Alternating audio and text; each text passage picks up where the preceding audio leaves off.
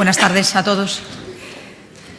Esta mañana hacía yo el comentario de los inconvenientes de estar en el hotel. Uno era el espacio tan pequeño y otro pues que hay muchos restaurantes alrededor y que igual alguien se ha subido a dormir la siesta.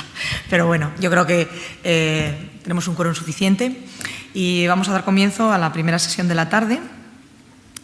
Yo soy Marisa Fidalgo, del Hospital de León, y Tomás Ripoll, que es del Hospital Son Llàcer, creo que lo he dicho bien, de Palma de Mallorca.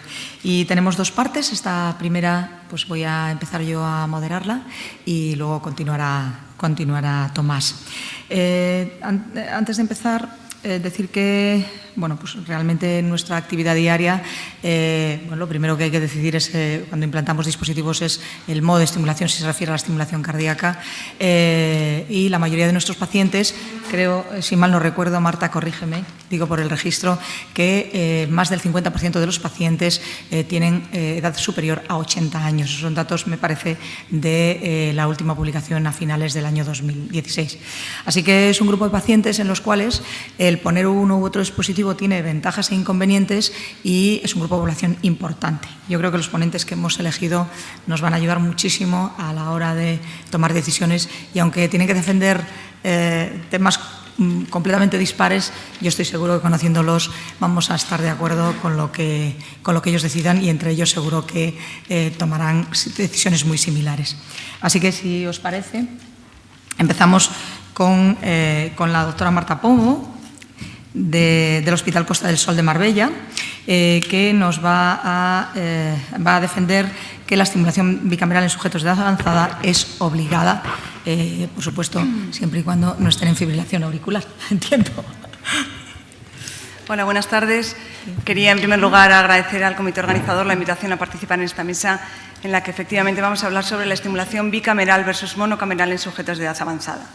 Bien, la selección del modo de estimulación en pacientes con indicación de marcapasos ha sido objeto de distintos estudios en los últimos años, siempre con el deseo, con la intención de demostrar la superioridad de la llamada estimulación fisiológica. Si bien los resultados de estos estudios no han dado o no han mostrado todo el beneficio que se esperaba, hoy en día nadie dudaría en implantar un marcapasos bicameral en un paciente joven con función sinusal preservada. Pues bien, en un anciano sí. Pues lo que intentaremos en los próximos minutos es argumentar que también en el paciente de edad avanzada es obligada la estimulación basada en la aurícula. Bien, como ha comentado Marisa, según el último informe del Registro Nacional de Marcapasos, más del 50% de los implantes en nuestro país se realiza en pacientes mayores de 80 años. Y de acuerdo a las estadísticas recientemente publicadas de la OMS, la expectativa de vida en España en el año 2015 era casi de 83 años, incluso algo mayor en mujeres, con lo cual es esperable en los próximos años un incremento progresivo en la tasa de implantes en pacientes de edad avanzada. Y volviendo al registro, sabemos que un 20% de los pacientes con función sinusal preservada reciben en nuestro país un marcapasos monocameral ventricular, lo que llamaríamos un modo inadecuado de estimulación. Y sabemos también que este porcentaje se eleva de forma importante en los pacientes de edad avanzada, hasta un 40% en pacientes con bloqueo AV y un 36% en pacientes con enfermedad de nodo sinusal. Y es que es la edad un factor determinante a la hora de decidir el modo de estimulación. Y quizá esto no debería ser así si tenemos en cuenta los cambios estructurales y funcionales cardíacos que tienen lugar durante el envejecimiento. Durante el envejecimiento incrementa el grosor de la pared ventricular porque hay un aumento del tamaño de los miocitos, también cambian y aumentan las propiedades de la matriz del colágeno, hay un enlentecimiento progresivo del llenado diastólico precoz y una mayor contribución de la aurícula al llenado. Disminuye la variabilidad de la frecuencia cardíaca y también la frecuencia cardíaca máxima durante el esfuerzo, con la consiguiente disminución de la reserva del gasto cardíaco. Todo ello nos hablaría de la conveniencia en el paciente estimulado de mantener una sincronía auriculoventricular, un intervalo AV óptimo con adecuada adaptación al ejercicio y una respuesta cronotropa adecuada. Ahora bien, ¿cuál es el beneficio clínico real de la estimulación bicameral? ¿Realmente aumenta la supervivencia? Bueno, quizá primero podríamos plantearnos qué sabemos del paciente portador de marcapasos de edad avanzada en cuanto a su supervivencia. Pues bien, el registro Follow Pace es un estudio de cohortes de base poblacional que incluye a pacientes de más de 18 años a los que se les implanta un marcapasos. Pues bien, de ese registro se seleccionan 481 pacientes de más de 80 años en los que se establece el pronóstico y los marcadores de mortalidad. Pues bien, la supervivencia a 5 años de un paciente octogenario portador de marcapasos es de un 50%. Y estos datos son comparables a los de la población holandesa de edad y sexo similar, es decir, viven igual los pacientes con y sin marcapasos. Mueren más los pacientes mayores de 80 años, lógicamente, con respecto a los pacientes más jóvenes, y la mayor parte mueren de causas no cardíacas y no relacionadas con el marcapasos. Bien, los predictores independientes de mortalidad por cualquier causa fueron el sexo masculino, la edad al implante, la diabetes, la insuficiencia cardíaca y la enfermedad coronaria. Pero ni la indicación principal para implante ni el modo de estimulación fueron predictores independientes de mortalidad.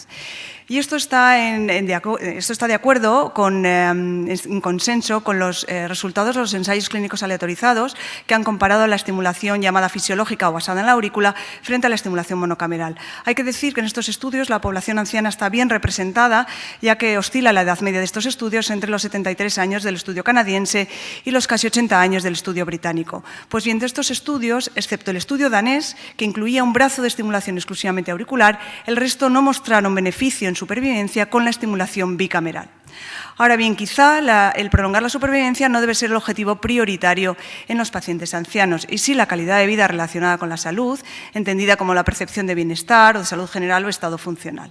Y bien, ¿cómo afecta el modo de estimulación a la calidad de vida? Pues bien, el estudio PACE es un ensayo clínico aleatorizado en el que a los pacientes se les implanta un marcapasos bicameral y se programa de forma aleatoria a estimulación DDD, R o VVR. El objetivo, medir el impacto en la calidad de vida, medido mediante el SF36, que es un indicador de salud general, y el Specific Activity Scale, que es un indicador de estado funcional cardiovascular. Eran pacientes tanto con bloqueo AV como con enfermedad de nodo sinusal, y los pacientes mejoraron de forma significativa su calidad de vida solamente con el implante. Ahora bien, con respecto a los modos de estimulación, no hubo diferencias en cuanto a la calidad de vida medida mediante el SF36, es decir, el estado de salud general, pero sí a los 18 meses y en el análisis longitudinal en el Specific Activity Scale, es decir, mejoró el estado funcional cardiovascular, un efecto modesto pero significativo. Y el análisis por subgrupos demostró un beneficio con la estimulación bicameral en pacientes con enfermedad de nodo sinusal, con ambos instrumentos, y también una tendencia a un beneficio en los objetivos clínicos. El estudio MOST también evaluó la influencia de los modos de estimulación en la calidad de vida, esta vez utilizando los dos instrumentos previos y también el time trade-off, que consistía en preguntar al paciente cuánto tiempo en su estado actual de salud cambiarían por un estado de salud perfecto. Pues bien, al igual que en el estudio PACE, los pacientes mejoraron de forma significativa su calidad de vida tras el implante, aunque los peores scores los tenían los varones, la edad mayor de 75 años y los pacientes con comorbilidades. La estimulación bicameral mejoró 3 de las 8 subescalas del SF36, sobre todo los aspectos físicos, emocional y de vitalidad, pero no el resto de las escalas del SF36, ni tampoco el estado funcional cardiovascular, ni el time trade-off. La cuantía del efecto fue menor a la de la estimulación per se, y luego también algo superior al cambio en calidad de vida asociado a un año de envejecimiento. Nuevamente, un efecto modesto en calidad de vida, pero significativo. Pero un aspecto relevante en tanto cuanto puede deteriorar la calidad de vida de nuestros pacientes es la aparición del síndrome de marcapasos, que sabemos que es un conjunto de signos y síntomas neurológicos y cardiovasculares derivados de la hemodinámica deletérea de la estimulación ventricular. Pues bien, ¿cuál es el mecanismo? Fundamentalmente un mecanismo electrofisiológico, la conducción retrógrada VA, que hace que la contracción auricular coincida con la sístole ventricular, aumenta la presión en la aurícula, disminuye el gasto cardíaco y también hay una alteración en la secreción de péptido natriurético auricular y catecolaminas, todo ello responsable de la clínica. Más frecuente en pacientes con conducción AV intacta, como son aquellos con enfermedad de nodo sinusal, pero también pacientes con bloqueo AV, sobre todo si está a nivel del His-Purkinje, pueden presentar conducción VA. Y una situación similar ocurre en pacientes con bloqueo AV completo, estimulación ventricular, en los que, aunque no exista conducción VA retrógrada, puede coincidir la sístole auricular con la sístole ventricular, con lo cual se pierde la sincronía auriculoventricular y la contribución auricular al llenado. Es decir, aunque no exista conducción VA, puede existir síndrome de marcapasos. No hay consenso tampoco a la hora de definir la incidencia de este síndrome. Si nos fijamos en los grandes ensayos clínicos aleatorizados que hemos comentado, la variabilidad es enorme, entre un 3, 4, un 7% del estudio canadiense y del estudio británico a un 26-37% de los estudios PACE y MOST. Es posible que en estos dos últimos estudios la facilidad de cruce, que solo consistía en reprogramar al paciente, influyera o determinara esa mayor incidencia del síndrome de marcapasos. En los otros estudios había que reintervenir e introducir un nuevo cable. En cualquier caso, es probable que la incidencia esté esté a medio camino entre ambos. El síndrome de marcapasos fue evaluado en el estudio MOS en los pacientes aleatorizados a VUIR. 18% presentaron síndrome de marcapasos grave que requirió cruce a DDD, la mayor parte en los primeros 6 meses. Los pacientes mejoraron de forma significativa tras el crossover y el único predictor independiente de aparición de este síndrome fue el mayor porcentaje de estimulación ventricular. En el estudio PACE, 204 pacientes fueron aleatorizados a VUIR, 26% presentaron cruce por síndrome de marcapasos y los predictores de crossover en este caso fueron la disminución de la tensión arterial con la estimulación monocameral durante el implante, el uso de betabloqueantes y la miocardiopatía no isquémica. Pero un dato interesante que quería señalar de este estudio es que la conducción VA no predijo la intolerancia a la estimulación VUIR. De hecho, hasta en un 30% de los pacientes que precisaron crossover por síndrome de marcapasos no tenían conducción VA en el momento del implante. Otro aspecto relevante en el que no me voy a entretener, pero que también fue identificado en el metaanálisis que incluía los 5 ensayos clínicos aleatorizados, es la mayor incidencia de fibrilación auricular con la estimulación monocameral. ¿Y qué sucede con las complicaciones? ¿Se complican más los pacientes con la estimulación bicameral y más en los pacientes ancianos? Pues bien, este estudio, que recoge el análisis de complicaciones tempranas y tardías en pacientes de los 3 ensayos clínicos principales aleatorizados, el británico, el canadiense y el danés, que a diferencia del PACE y el MOST, sí que introducían o implantaban un marcapasos monocameral en los aleatorizados a estimulación ventricular, bueno, pues demostró que los pacientes ancianos se complicaban más y también la estimulación bicameral con respecto a la monocameral. Pero si nos fijamos en los pacientes de más de 75 años, el riesgo relativo de complicaciones de un modo con respecto a otro es similar o incluso algo menor que en los pacientes más jóvenes. Es decir, no por tener el paciente más edad se complicaba más el modo bicameral en relación al monocameral. Y este otro estudio, que fue publicado por Eberhardt, es interesante porque no solamente habla de la incidencia, sino también de los factores determinantes de las complicaciones tras el implante. Establece una serie de complicaciones de un 4,5%, mayor en DDD que en VUI, y los predictores fueron la edad mayor, 74 años, la dilatación del ventrículo derecho y la experiencia del operador. De forma que la diferencia en la tasa de complicaciones entre un modo y otro se mantenía con operadores de baja y media experiencia, pero no con aquellos con más de 100 implantes en su historia profesional, en los que ya no había diferencias entre la estimulación bicameral y monocameral en cuanto a complicaciones. Y luego también hay que tener en cuenta no solamente las complicaciones del implante, sino también las derivadas del recambio, sobre todo si lleva asociado el upgrade por síndrome de marcapasos. El registro Replace evalúa de forma prospectiva las complicaciones a 6 meses del recambio de marcapasos o DAI. Distingue entre 2 cohortes, una con recambio exclusivo de generador y otra con introducción de cable. Pues bien, el riesgo de complicaciones era lógicamente mayor en la cohorte 2 que en la 1, con una Hazard ratio de 2,84, y al analizar las complicaciones por tipo de intervención, el upgrade a TRC o la revisión del TRC incluía la mayor tasa de complicaciones de un 18%, el upgrade de marcapasos o DAI monocameral a bicameral un 11% y el recambio exclusivo de generador un 4%. Por tanto, el upgrade implica una tasa de complicaciones no despreciable. Y con respecto a los costes, los estudios que han incluido en su análisis el coste del tratamiento de la fibrilación auricular y del síndrome de marcapasos más asociados a la estimulación monocameral, sugiere que un coste inicial más elevado al implante del marcapasos bicameral quedaría contrarrestado por los costes asociados a estas complicaciones que comento. El estudio de Castelnuovo analiza el coste-efectividad del marcapasos bicameral frente al monocameral en pacientes con enfermedad de nodo sinusal y bloqueo AV. Este estudio establece un coste del marcapasos bicameral a 5 años, incluyendo las complicaciones, de 7.400 libras, un coste adicional con respecto al monocameral de 700 libras. Considera que el marcapasos bicameral es coste efectivo a 5 años, con un coste de efectividad de 8.500 libras en el caso del bloqueo AV y de 9.500 en el caso de enfermedad de nodo sinusal. Pero un dato interesante de este estudio es que determina que la incidencia, duración y severidad del síndrome de marcapasos es un determinante crítico del coste efectividad, de forma que, aún asumiendo un síndrome de marcapasos leve, el coste efectividad sería de 30.000 libras. También Rinfret utiliza a los pacientes del estudio MOST, seguidos durante 4 años, para estimar el coste-efectividad del marcapasos bicameral frente al monocameral en pacientes con enfermedad de nodo sinusal. Obtiene una ganancia proyectada de 0,14 años de vida ajustados por calidad de vida y un coste-efectividad de $6.800 por año de vida ganado ajustado por calidad de vida. Estos datos, que en principio pueden no decirnos mucho o parecer modestos, se pueden comparar favorablemente con otros avances en medicina, como es el implante de stent frente a la angioplastia simple con balón, que implica solamente una ganancia de 0,03 años de vida, o un coste-efectividad de 27.000 dólares. Y luego un estudio interesante es este otro, el estudio de Caro, que también establece las consecuencias económicas del implante de un marcapasos bicameral a 5 años. En este caso se simulan pacientes, se simulan 2 grupos de pacientes siguiendo las características basales del estudio canadiense y se calculan los costes en función de unos eventos también simulados, como son las complicaciones perioperatorias, la fibrilación auricular y el síndrome de marcapasos. Pues bien, un dato interesante de este estudio es que nos dice que si consideramos las tasas de reintervención por síndrome de marcapasos del estudio canadiense, es decir, unas tasas bajas en torno a un 5%, el coste total del marcapasos bicameral sería un 14% mayor al del marcapasos monocameral, lo que supondría un coste adicional neto de 527 libras, que esto en términos económicos se considera coste efectivo.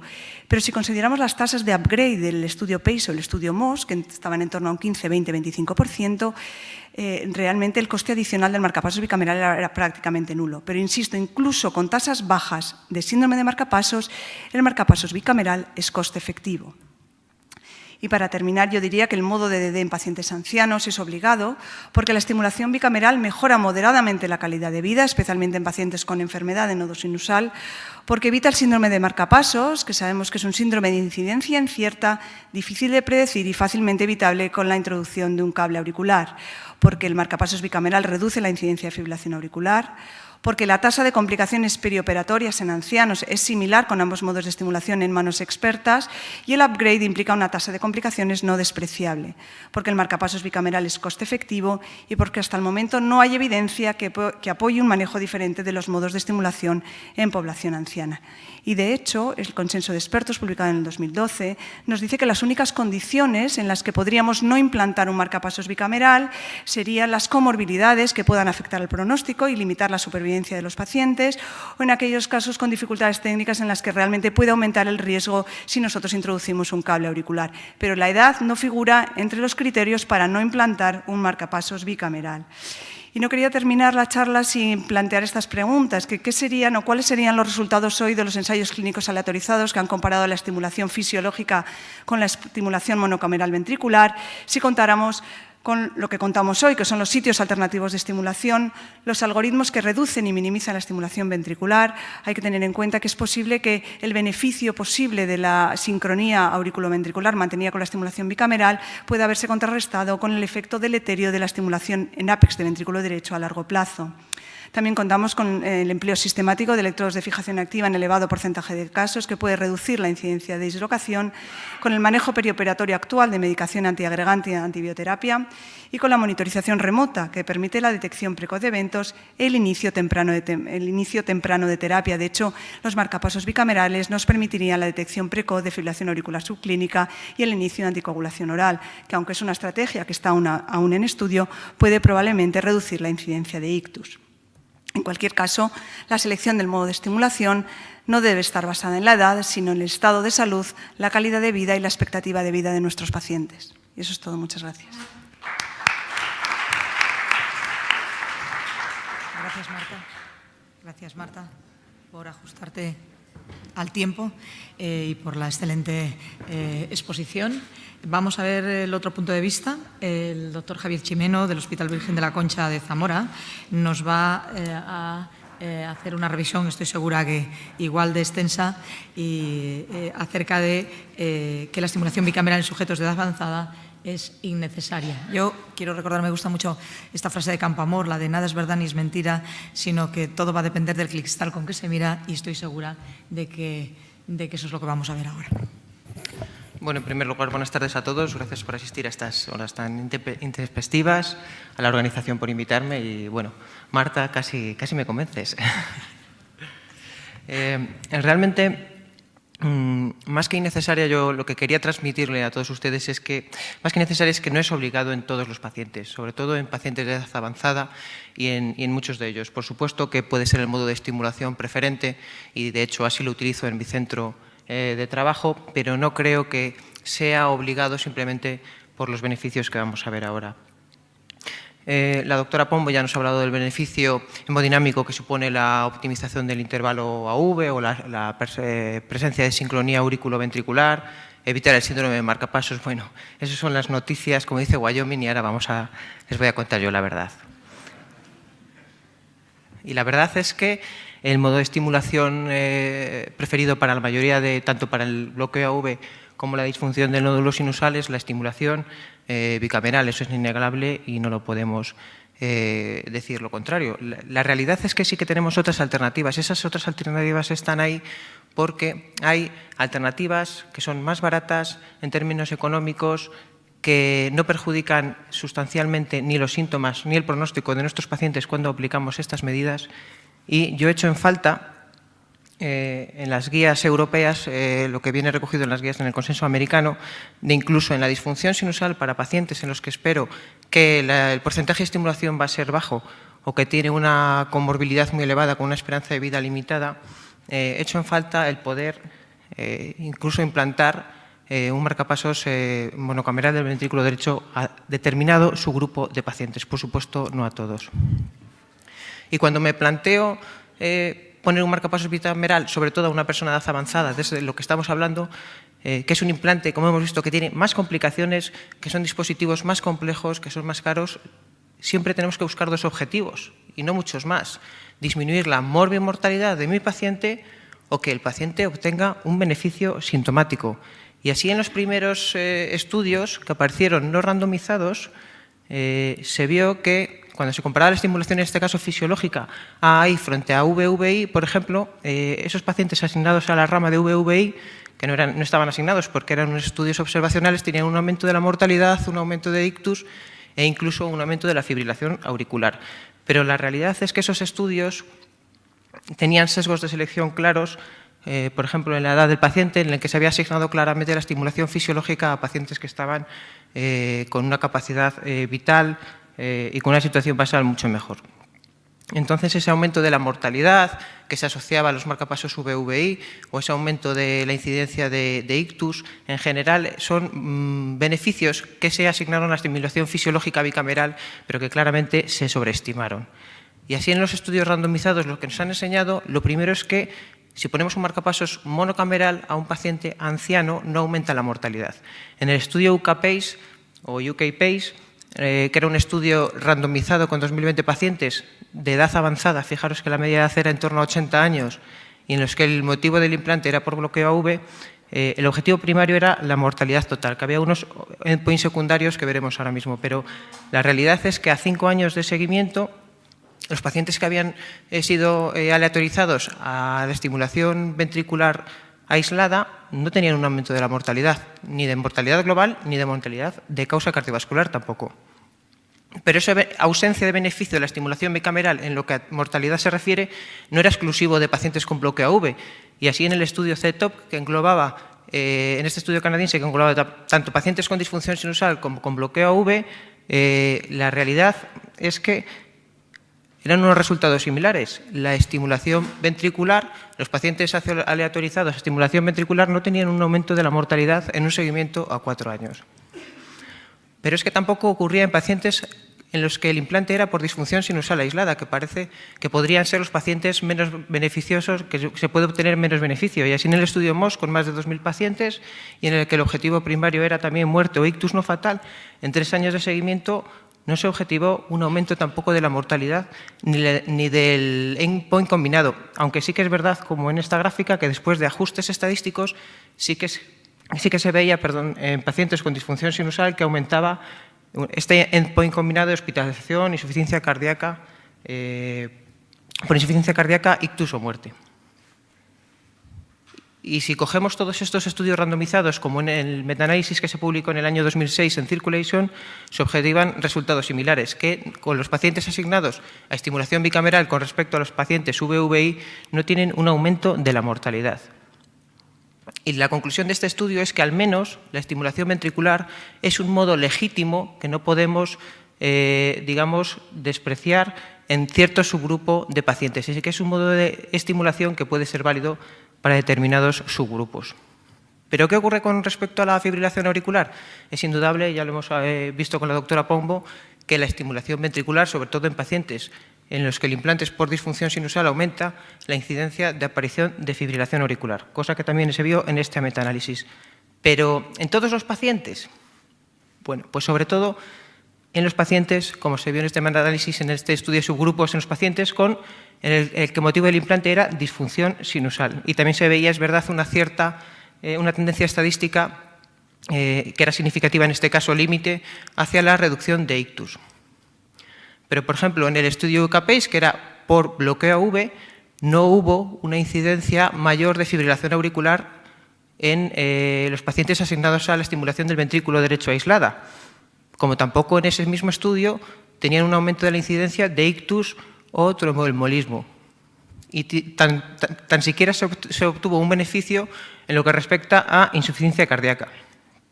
Por ejemplo, también en el estudio CETOP, que englobaba, como comentamos antes, pacientes con bloqueo AV y con disfunción sinusal, se objetivaba que sí que había un aumento de la incidencia de fibrilación auricular, pero que esa diferencia se objetivaba a partir de los 2 años de llevar implantado el marcapasos. Y se estimaba que debo de tratar a 9 pacientes durante 10 años para disminuir un episodio de fibrilación auricular.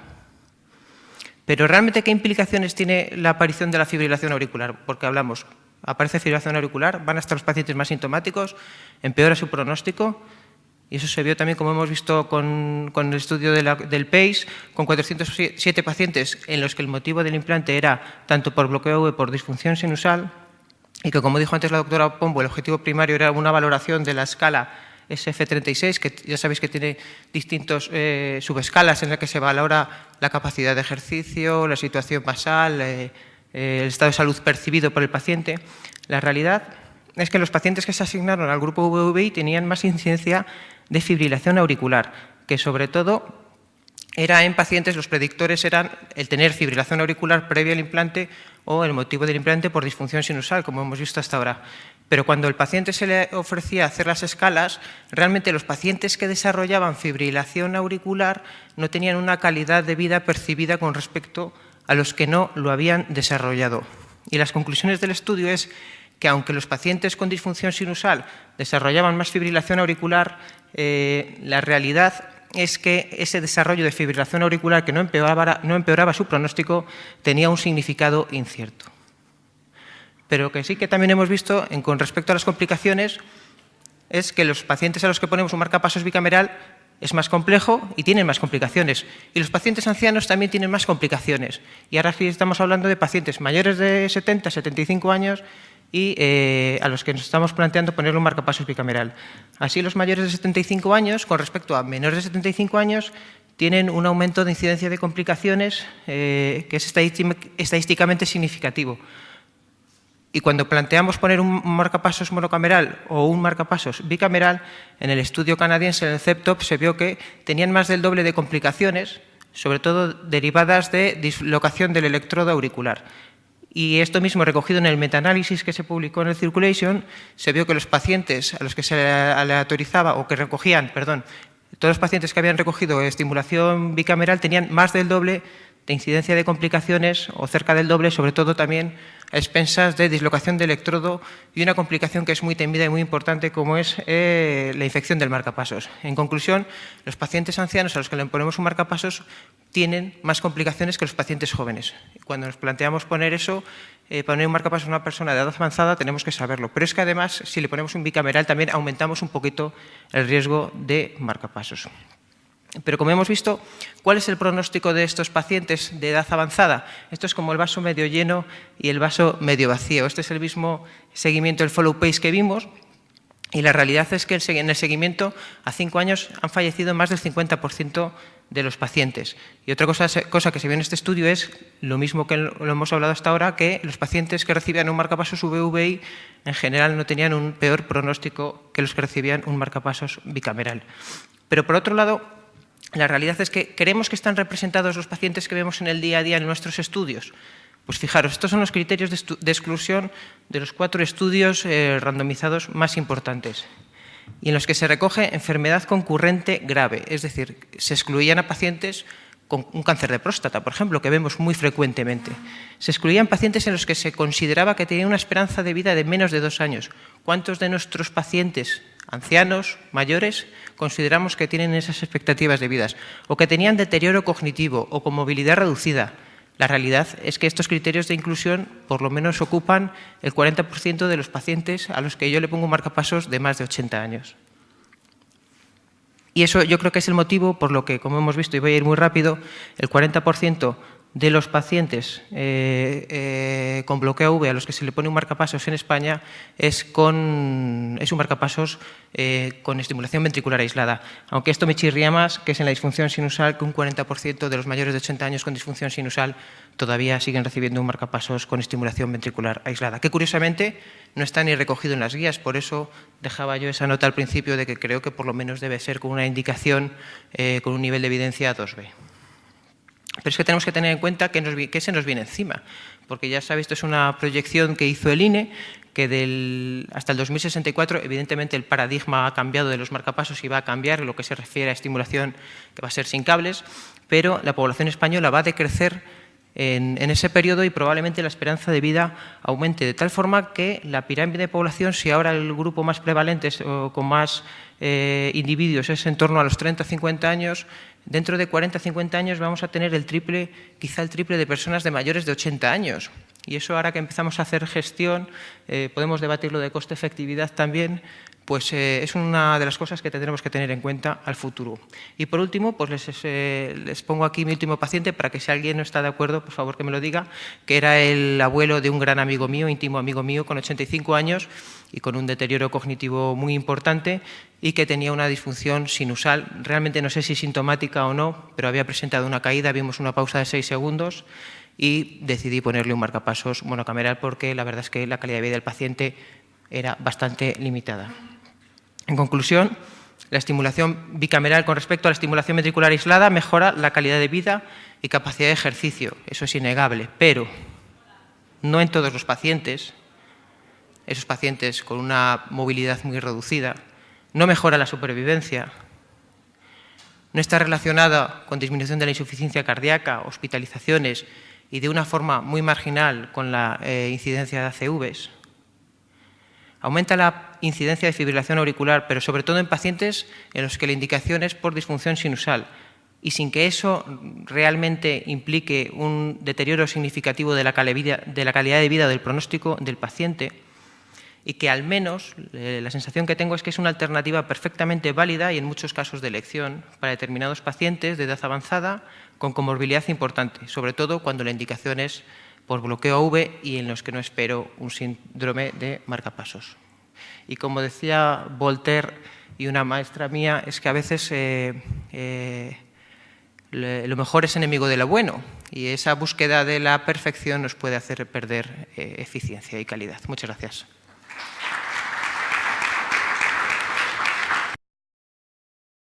Con los casos clínicos.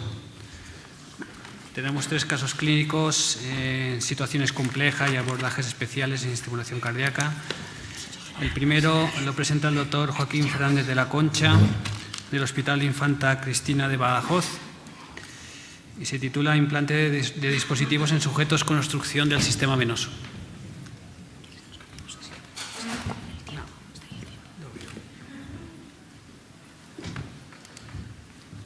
Buenas tardes. Bueno, a mí me toca hablar de implantes de dispositivos en sujetos con obstrucción del sistema venoso o problemas que remeden obstrucción del sistema venoso. Esto lo añado yo. Yo os voy a presentar 2 casos de 2 pacientes. Y el primer paciente era un varón de 65 años.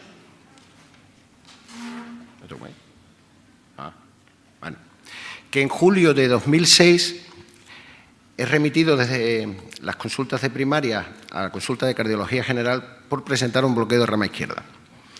En cuanto a los antecedentes, tenía hipertensión, tenía hecha una nefrectomía derecha, había padecido una pancreatitis aguda, no tenía diabetes, no tenía dislipidemia. Cardiológicamente se mostraba asintomático. Se le hace un eco y presenta una fracción de eyección de un 35%. Y le solicitan un SPECT cardíaco Holter y una bioquímica con hormonas tiroideas. Julio 2006. En noviembre, 4 meses después, vuelve a la consulta, se encuentra asintomático, el SPECT cardíaco presenta una hipoperfusión inferoseptal sin reversibilidad y una fracción de eyección del 26%. En el Holter no aparecen arritmias, la analítica era anodina y se decide continuar con tratamiento médico. 2 años después, es traído a urgencias del hospital por el 112 por haber presentado un episodio presincopal y disnea de reposo. Durante el ingreso se le vuelve a hacer un eco y tiene una fracción de eyección del 25%, una asincronía evidente, insuficiencia mitral ligera, y se le hace un cateterismo que muestra que tiene arterias sin lesiones angiográficas significativas. En diciembre del 2008 le intentamos implantar un DAI-CRT por subclavia izquierda, pero no se consigue por falta de soporte, porque tenía una cava izquierda persistente, pero digamos no una cava izquierda persistente normal. Aquello era, yo qué sé, como el Manzanares. No había imposibilidad de conseguir soporte con ningún catéter. Y cambiamos al lado derecho y aunque nos costó muchísimo, lo conseguimos implantar por el lado derecho. En agosto del 2009, 8 meses después, se encuentra asintomático, ha remodelado, tiene una fracción de eyección normal y tiene un BNP totalmente normal. 3 años después, ingresa en medicina interna por síndrome constitucional con astenia, anorexia, pérdida de 8 a 10 kilos en los últimos 2 meses. No había presentado fiebre, refería unos escalofríos de tipo esporádico y dorsalgia. Bolsa de generador normal. Se le hace una eco y aparece una serie de verrugas súper prominentes en la valva de tricúspide y cables.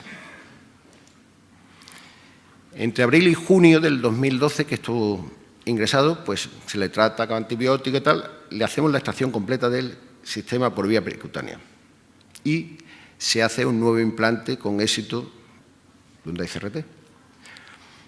Pero aquí, en este caso, no estamos hablando de una obstrucción, pero remedia una obstrucción. O sea, el lado izquierdo no se puede utilizar porque sabíamos que teníamos una cava persistente tan grande que no teníamos soporte. Por el lado derecho no se debe implantar un sistema que se acaba de explantar. ¿Y entonces qué hicimos? Bueno, pues hacemos un segundo implante que, como he dicho, al no poder disponer de las vías superiores, se realiza un implante con electrodos monobobina en aurícula derecha y ventrículo derecho, engañando los puertos de las bobinas, poniendo la bobina del cable de la aurícula derecha como si fuera bobina de cava y la de ventrículo derecho como ventrículo derecho. ¿Y por qué? Pues ahora lo veremos a continuación. Se hace un implante, a su vez, endocárdico en el ventrículo izquierdo a través del sexto interauricular y el generador lo alojamos en la cara anterior del muslo, porque el acceso fue femoral, por nuestra experiencia que tenemos como marcapasos femorales. ¿Y por qué eran monobobinas y engañamos las bobinas? Porque el choque tendría que ser entre las 2 bobinas, ya que si utilizamos la carcasa como choque, pues íbamos a chocar pues, la entrepierna, digamos, ¿no? Indujimos FV, de todas maneras, para comprobar y comprobamos que tenía un umbral de menos de 15 julios. Y anticoagulamos al paciente con INR de 2 a 3. Esto es el implante ya realizado. No se ve la bobina aquí, pinchada en la aurícula y hacia arriba, intentando llegar a cava superior para que se similara un cable bibobina. Y el cable en ventrículo izquierdo, cara lateral de ventrículo izquierdo. Esta es la radiografía y aquí está el generador por debajo del pliegue inguinal en el muslo. El seguimiento, los últimos seguimientos, que fue en marzo del 2015, o sea, 3 años después, que está totalmente asintomático, el ventrículo se ha mantenido normal, no ha tenido terapia. Y el último seguimiento es de septiembre del año pasado y sigue igual. Nunca más ha vuelto a ingresar. Segundo caso, varón de 72 años. En cuanto a antecedentes, tuvo un infarto anterior en el 82 y en el 90. Tenía una miocardiopatía isquémica en fase dilatada, había tenido un síncope previo y presentaba un bloqueo de rama izquierda. Se ingresó en esta fecha por dolor torácico con diagnóstico de infarto no-Q. Se le realiza un eco y presenta una fracción de eyección de un 10%. Coronariografía, oclusión de la DA proximal con gran aneurisma de ventrículo izquierdo calcificado. Se le propone implantar un DAI-CRT y el paciente dice que verde la habían segado, que se lo iba a pensar. Esto es la coronariografía, se ve el aneurisma grandísimo, el paciente totalmente calcificado. Y pasado un año decide que se lo va a hacer. Se ingresa programado por implante de DAI-CRT, se implanta, mejora inicialmente clase funcional, pero en mayo del 2010 presenta un decúbito cerrado que se repara. 2 años después, posteriormente, vuelve a presentar un decúbito cerrado y se vuelve a reparar.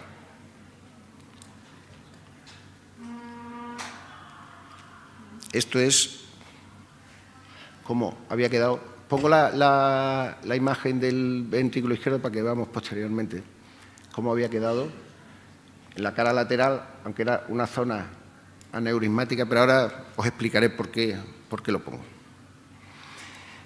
Entre enero y febrero del 2013 ingresa para extracción del sistema por presentar un decúbito abierto con supuración purulenta y haberse aislado Staphylococcus epidermidis.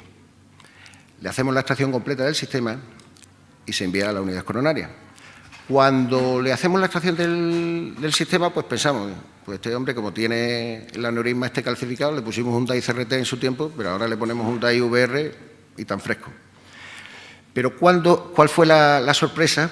Que cuando nosotros, después de las extracciones de los CRT, van todos los pacientes por sistema a la unidad coronaria.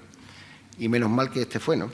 Porque a la media hora o así de estar en la unidad coronaria presentó un cuadro de disociación electrohemodinámica que precisó de noradrenalina, posteriormente dobutamina y en el día siguiente levosimendan.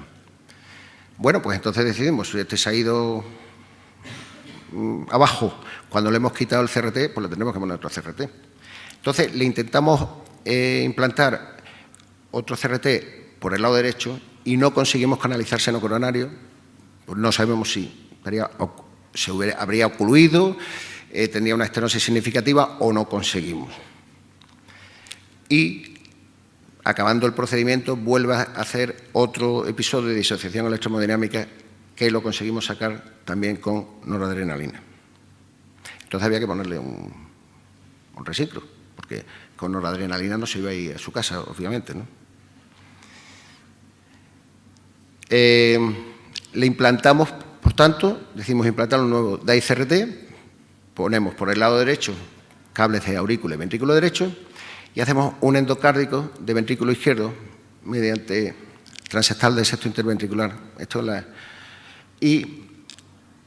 Tenemos que realizar el implante con noradrenalina en perfusión porque el paciente estaba en clase funcional 4. De hecho, los umbrales los medimos a 150 de frecuencia. El resultado fue espectacular porque a las 12 horas del implante se retira la noradrenalina y se sustituye por dobutamina y a la semana es alta a domicilio.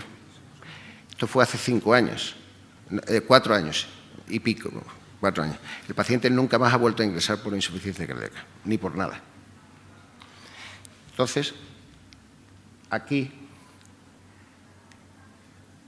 se ve en la cara lateral donde se colocaba. Fuimos hacia zona basal huyendo de la zona neurismática porque evidentemente ahí no se iba a conseguir nada, ¿no? El seguimiento en enero de este año, el paciente ya tiene 80 años, se encuentra en clase funcional 2, tiene un BNP de 262, presenta un eco con una disfunción ventricular severa de alrededor de un 20%, no ha presentado arritmia y no ha ingresado en cardiología desde el segundo implante. Entonces, en conclusión, pensamos que la obstrucción del sistema puede ser a nivel de la subclavia, que es lo que se piensa siempre, pero puede existir también a nivel del seno coronario por estenosis severa, válvulas redundantes, etc. Y estas anomalías nos pueden obligar a buscar sitios alternativos que son como aquí demostramos, igual de válidos y seguros que los anteriores. Gracias. Y me han sobrado 4 minutos, ¿eh? Presenta el doctor Jorge Salinas Arce, de la Clínica Delgado de Perú, Lima. Y nos presenta estimulación en pacientes con cirugía previa de válvula tricúspide.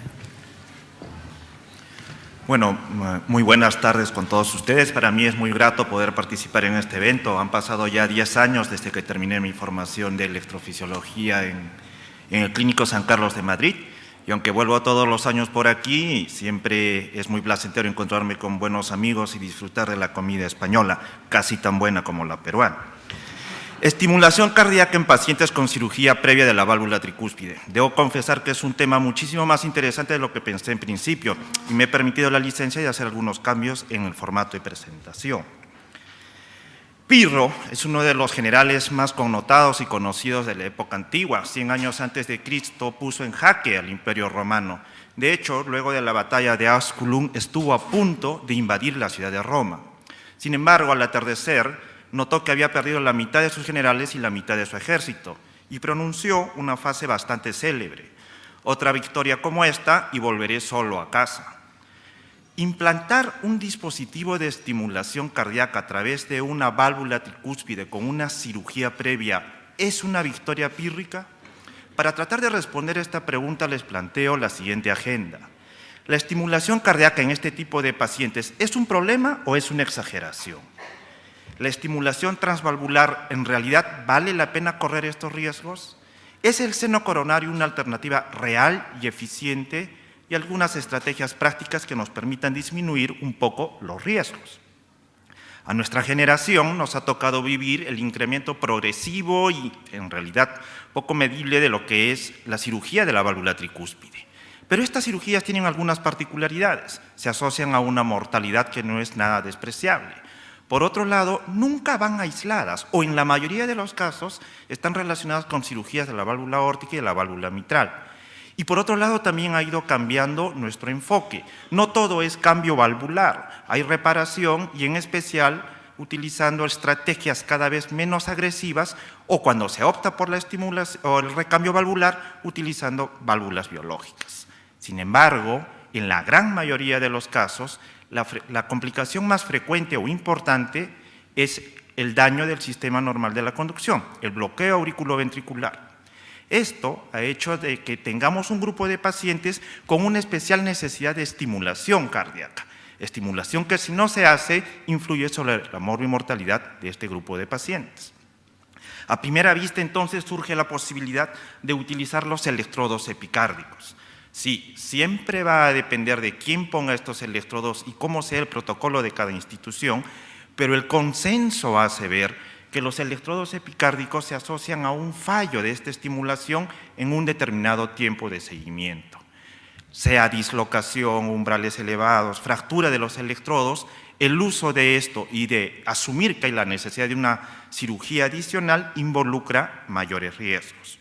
Por otro lado, en los años 80 tempranos se optó por dejar electrodos epicárdicos profilácticos, si es que este término puede ser empleado, en pacientes que serían sometidos a una cirugía de la válvula tricúspide. 20 años después, prácticamente esta conducta ha caído en desuso. Salvo casos excepcionales, nadie deja electrodos epicárdicos por una posible cirugía o necesidad de estimulación a posteriori. Entonces, colocar un electrodo en un paciente con una cirugía de la válvula tricúspide puede hacerse a través de una válvula. Si es mecánica y de un solo disco, no, imposible. Si es un dispositivo mecánico del tipo basket, podría, por lo menos, así lo han descrito varios autores. Sin embargo, este tipo de dispositivos, al asociar la presencia de una bola dentro del dispositivo de la válvula protésica, implicaría un altísimo riesgo de daño del electrodo y, por supuesto, una pérdida de la funcionalidad de este en corto plazo. ¿Qué hacemos entonces? ¿Estimular desde la válvula ya intervenida es factible? Esta es una paciente mujer que nos tocó enfrentar de 78 años con una anuloplastía en la válvula mitral y tricúspide con fibrilación auricular lenta asintomática y necesidad de estimulación cardíaca. En el año 2011 nosotros optamos por colocar un electrodo a través de la reparación de esa válvula. Aproximadamente 5 años después, esta paciente continúa funcional en su dispositivo y no ha desarrollado ningún incremento en los valores basales de la regurgitación a nivel de la válvula tricúspide. Esta es una conducta que deberíamos seguir. Primero me gustaría dejar en claro algo. Todos los que hacemos estimulación cardíaca tenemos terror de enfrentar un fallo de la válvula tricúspide como consecuencia de los dispositivos que se implantan. Esta mujer de 68 años fue referida a nosotros por el gastroenterólogo por presentar ascitis y edemas refractarios a todo tipo de tratamiento. El electrodo ventricular había colapsado todo el anillo de la tricúspide. Tener falla o insuficiencia tricúspide es algo que vamos a observar en buena parte de nuestros pacientes y está reportado con incidencias que pueden ir desde el 5 hasta el 25%. El mecanismo es muy variado. Atrapamiento del electrodo, ruptura o perforación de los velos de la válvula pueden ser factibles. De hecho, se han establecido hasta predictores para incrementar esa insuficiencia tricúspide.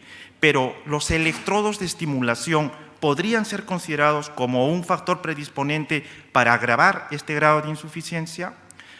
Lo que queda concreto a la luz de la evidencia y de los estudios que pueden estar mostrando con mejor cantidad de pacientes es que si yo enfrento a un paciente con una anuloplastía y desarrollo una estrategia minimizando los riesgos de dañar el velo de la válvula tricúspide protésica, no tendríamos ninguna diferencia versus aquellos pacientes que no tienen un dispositivo de estimulación. Sin embargo, cuando enfrentamos pacientes con prótesis biológicas, estamos frente a información muy discrepante. Para un grupo de autores podría hacerse esta conducta sin mayores diferencias. Sin embargo, en el grueso de los pacientes sí se ha visto que estas prótesis valvulares podrían tener una disfunción en mayor grado si es que se opta por cruzar el anillo de la tricúspide. La información en este aspecto todavía es muy discrepante y divergente, pero también ha surgido alguna posibilidad.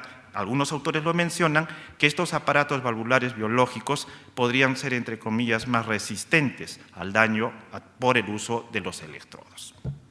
¿Y qué hacemos? Si tenemos riesgos y tenemos que optar por alguna decisión, ¿el seno coronario es una alternativa real? Mujer de 29 años con antecedentes patológicos poco precisos, sufre en un periodo de puerperio una endocarditis derecha y tiene necesidad de reemplazo valvular con una prótesis biológica. Esta paciente, en forma muy precoz, requiere una estimulación y sus médicos optan por el implante de un marcapaso epicárdico. Algún tiempo después, este marcapaso deja de ser funcional. Umbrales muy elevados obligan a sus médicos a colocar un electrodo a través del seno coronario y lo dejan en una posición lateral. Pocos meses después, la paciente refiere estimulación frénica y ellos optan por colocar un nuevo electrodo en una posición más posterior. Ya lleva 3 a 4 años de seguimiento y va bastante bien. ¿Es entonces lógico primero optar por el epicárdico y dejar al final la estimulación del seno coronario? Hay mucha información, cada una dispersa, sí, un poco dispersa, de diferentes autores con diferentes posibilidades de dejar electrodos dentro del seno coronario. Casi todos ellos llaman la atención que en este tipo de pacientes la anatomía del seno coronario está algo distorsionada, en especial en su tercio proximal. Sin embargo, después nos vamos a encontrar con vasos bastante ingurgitados y con muchas posibilidades de dejar electrodos con buenas opciones de funcionar. Es curioso, pero cuando uno hace la revisión de estos casos se encuentra que buena parte de los autores han dejado los electrodos en los tercios proximales del seno coronario, en la gran vena cardíaca o en segmentos anteriores del lecho vascular coronario. ¿Por qué no lo dejaron en posiciones laterales o posterolaterales si es lo que nosotros hemos estado buscando bastante a lo largo de estos últimos años? Todos ellos mencionan que siempre dejaron el electrodo en aquellas posiciones donde tenían los mejores umbrales de estimulación. Quiérase o no, si es factible discutir en qué posición deben quedar los electrodos, claro, en una persona que no tiene disfunción sistólica de base, Lo que sí es concreto que la opción del seno coronario es real. Es real incluso en pacientes con cardiopatías congénitas, como esta anomalía de Epstein. Lo que sí es interesante es tener un estudio previo de qué lecho vascular vamos a enfrentar, para que de esa forma nuestras posibilidades de éxito sean mucho mayores. Estrategias prácticas para poder hacer un procedimiento cada vez más seguro. Me queda claro que si yo voy a cruzar un anillo intervenido, hay que utilizar todo aquello que me permita no dañar los velos de la válvula. La técnica de la posición de los electrodos mediante el prolapso del dispositivo de estimulación consideramos es la más segura y es la mejor. Hay que comenzar a tener algo de práctica en hacerla, pero involucraría en el papel una estrategia de menor tipo de lesión. Sin embargo, hay dispositivos como las vainas telescópicas que manejan electrodos de 4.1 French, los Select Secure 3830, que permitirían avanzar guías que orientan a la vaina y luego el posterior implante de los electrodos sin dañar el velo de la tricúspide.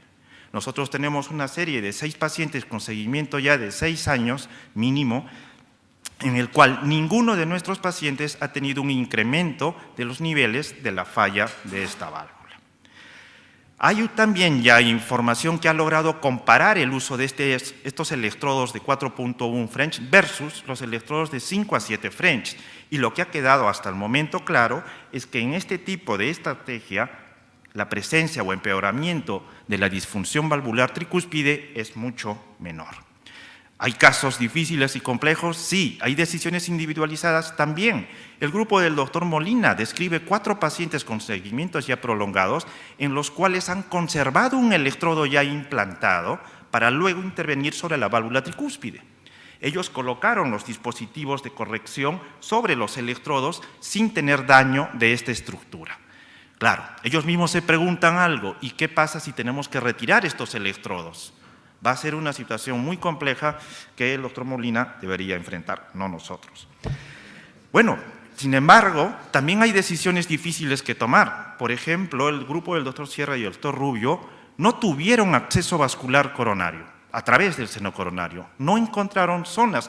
Pasa, en la vida real pasa. Y por lo tanto, analizaron qué tipo de válvula tenía este paciente. Este paciente tenía un dispositivo mecánico de 2 discos. Implantaron el electrodo, obviamente produjeron un empeoramiento de la insuficiencia tricúspide, pero su paciente sigue bien y evolucionó bastante adecuado en cuanto a lo que necesitaban, estimulación cardíaca. Para finalizar, ¿qué hacer o cómo hacer para no convertir en una victoria pírrica la estimulación cardíaca en un paciente con cirugía previa de la válvula tricúspide? Primero, estas decisiones tienen que ser individualizadas y tienen que ser basadas en la experiencia de cada uno de los operadores. Segundo, en nuestra discreta y humilde opinión, asumimos que el seno coronario en el momento actual es nuestra primera alternativa. Tenemos una serie de herramientas que nos permiten tener, también en nuestra discreta opinión, estimulación lateral o posterolateral en la mayoría de nuestros pacientes. Y tercero, si es que voy a optar por hacer una estimulación a través de un anillo intervenido, debemos utilizar las mejores herramientas y, por encima de todo, una persona con experiencia. Muchas gracias por su atención.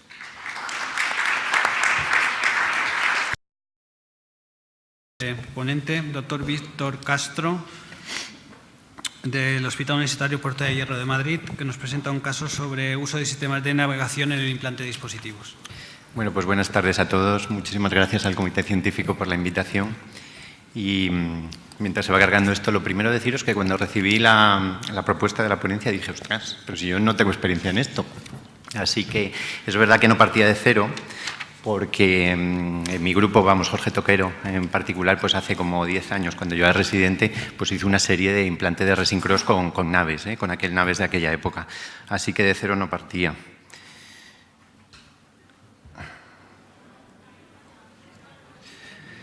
Así que entonces, ¿en qué grupo de pacientes pensé que podía ser útil el usar un navegador? Pues los casos más complejos, ¿no? Los resincronizadores. ¿Y con qué fines? Pues con 2. Uno, ahorrodescopia, ¿no? La ahorrodescopia pues es importante, está de moda, pero mi objetivo no fue la escopia cero. Además, creo que durante el implante de un resincro yo creo que para mí es imposible no pisar nada de escopia y además en algunos puntos es hasta necesario. Y luego la mejoría de la respuesta.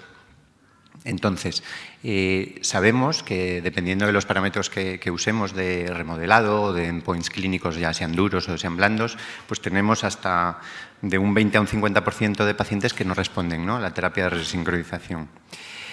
Y habitualmente las áreas de interés donde nosotros ponemos el cable de ventrículo izquierdo, pues sabemos que debemos evitar la región apical, porque en subestudios del MADI-CRT y algún otro estudio, pues esos pacientes se morían más.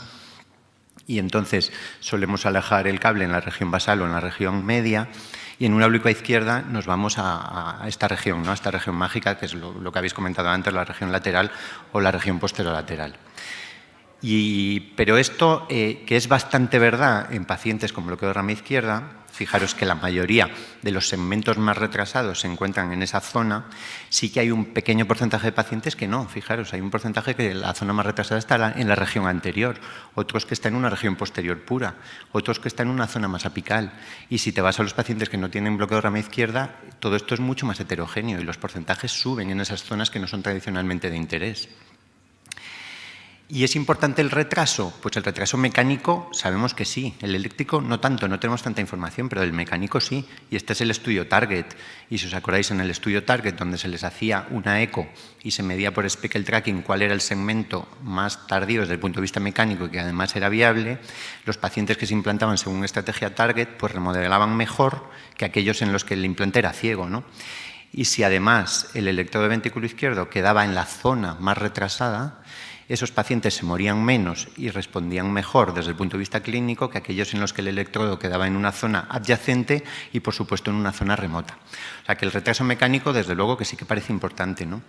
Y respecto al retraso eléctrico, ¿qué tenemos? Tenemos menos evidencia, pero si hacemos, este es un subestudio del Smart TV, en los cuales se medía cuál era el retraso entre el inicio del QRS y el electrograma bipolar del cable de ventrículo izquierdo. Y cuando esos retrasos se dividían en cuartiles, aquellos pacientes con retrasos más largos en el cuartil superior pues tenían mejores parámetros de remodelado y mejores parámetros de calidad de vida que los pacientes que tenían retrasos menores.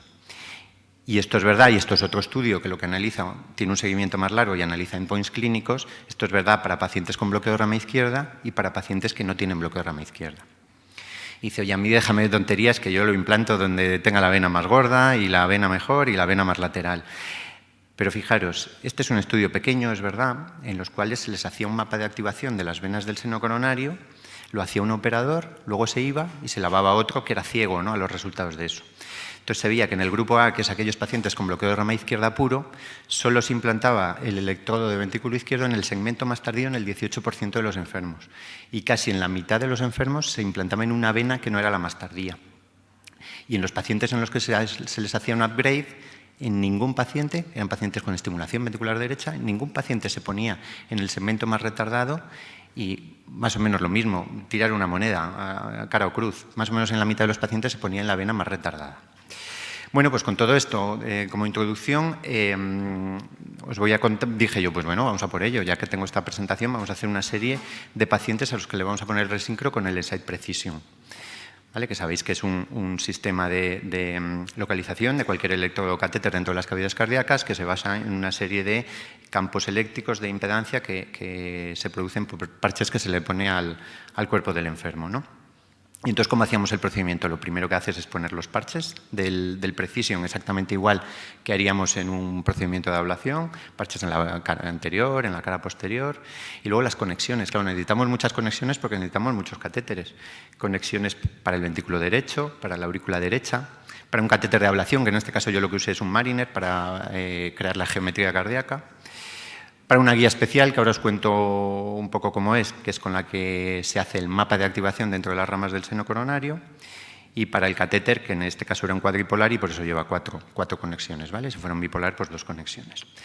Punción subclavia y bolsillo quirúrgico exactamente igual, y luego reconstrucción anatómica. Yo la hacía con un Mariner reesterilizado, ¿vale?, para no aumentar costes, que va conectado aquí al polígrafo y de aquí al naves.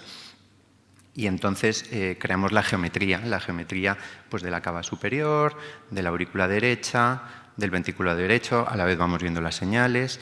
Si nos metemos en el seno coronario, pues ya lo señalamos, y si no nos metemos, pues ya lo buscaremos posteriormente, ¿no? Pero de entrada yo lo que quería era eso: cava superior, cava inferior, aurícula derecha y ventrículo derecho. Una vez que tenemos la anatomía, ponemos los electrodos, de ventrículo derecho primero y aurícula derecha después. Van con sus conexiones porque en principio va sin escopia.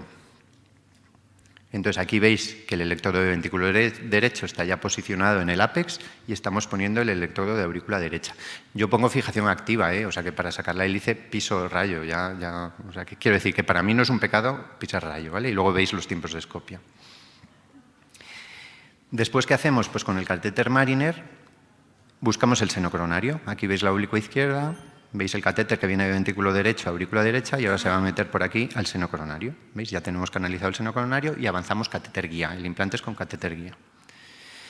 Después hago una venografía. Hay estudios de esto que no hacen venografía, pero bueno, yo creo interesante saber cuántas ramas tiene el paciente, dónde están situadas y creo que es importante a la hora de hacer luego el mapa de activación. Luego hacemos el mapa de activación, que lo hacemos con una guía especial, que es esta Vision Wire, que es una guía de Biotronic, que la característica que tiene es que va aislada, los 15 milímetros distales y los 30 milímetros proximales de la guía están aislados, con lo cual puedo ver exactamente con el precisión dónde está la punta. Y además puedo hacer un mapa de activación y puedo estimular. Lo que pasa es que mi experiencia con la estimulación es que no ha sido muy buena. Luego no se correlaciona mucho los umbrales que tú tienes con la guía y los umbrales que luego ves con el electrodo, posiblemente porque la guía no está en contacto óptimo con la pared, ¿no? del vaso del seno coronario. Y aquí veis cómo se hace el mapa de activación, ¿no? Desde el inicio del QRS pues hasta el pico de la monopolar, ya sea negativa o ya sea positiva.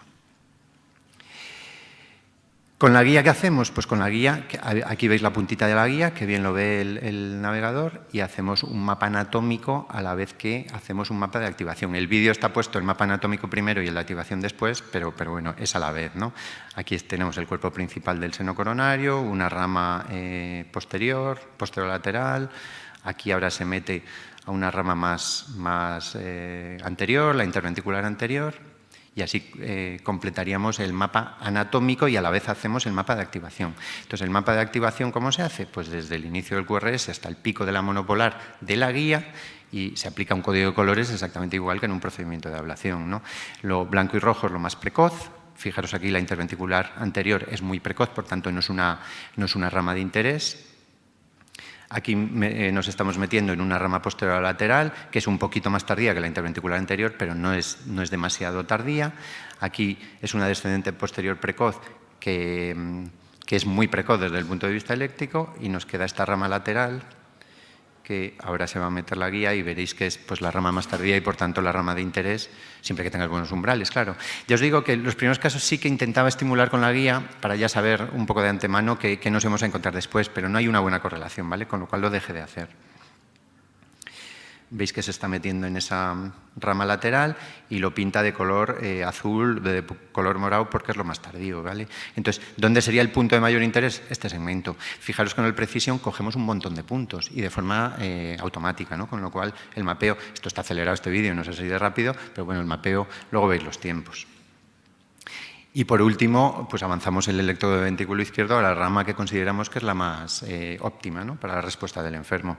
En este caso era un cuadripolar, con lo cual va con los 4 conexiones, y veis que el cuadripolar pues lo hemos podido avanzar a esa rama lateral, que es la rama de interés, con lo cual si estimulamos con los proximales, pues estamos estimulando desde el segmento más tardío. Bueno, y ahora os pongo 3 casitos fáciles para que los veáis. Este es un caso típico, un varón de 65 años con una dilatada no isquémica, que lleva un DAI en prevención secundaria, está en clase funcional 3, tiene un bloqueo rama izquierda con un QRS muy ancho de 182, una fibrilación auricular, una disfunción ventricular severa, y nos lo mandan para hacer un upgrade a DAI resincro. El electro pues, es una fibrilación auricular y un bloqueo de rama izquierda. Aquí veis la venografía. Y aquí veis el mapa de activación del Precision, ¿no? Tenemos una rama interventricular anterior, una lateral, una posterior lateral, que aquí las veis con el Precision. Veis que la rama interventricular anterior es bastante precoz, con lo cual no es de interés. Ahora nos vamos a meter, o deberíamos meternos,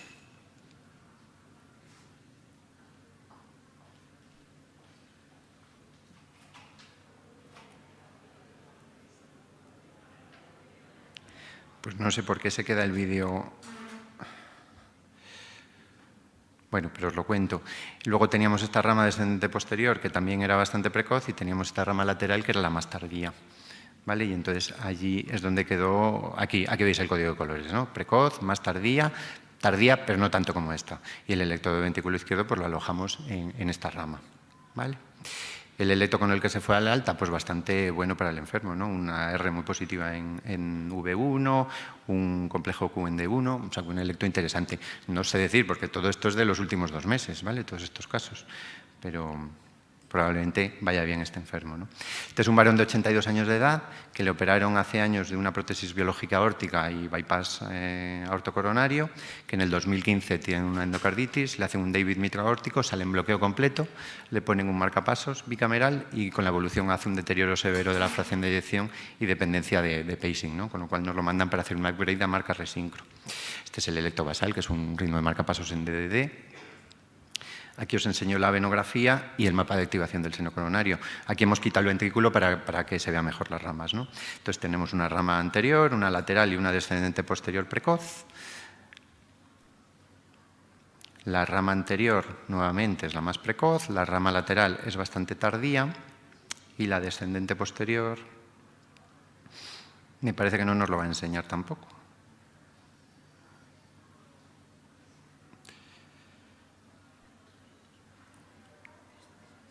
Pues no nos la enseña, pero la vemos luego.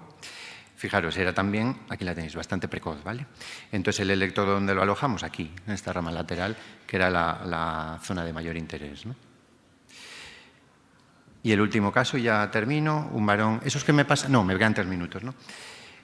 Un varón de 62 años, con una miocardiopatía dilatada no isquémica, clase funcional 2-3, bloqueo rama izquierda, fracción de eyección 35%, caso fenomenal para un resincro, ¿no? Aquí tenéis el bloqueo rama izquierda, ritmo sinusal.